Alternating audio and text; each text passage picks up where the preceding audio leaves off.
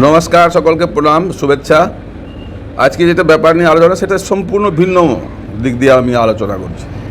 আজকে আলোচনার বিষয়বস্তু হচ্ছে যে রাজনীতির নেতাদের থেকে সকলে সাবধানে থাকবেন।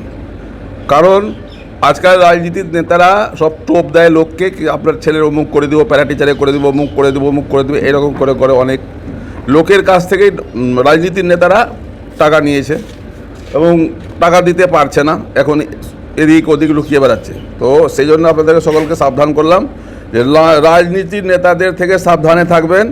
কাউকে কোনো রকম কোনো প্রবণে পা দিবেন না।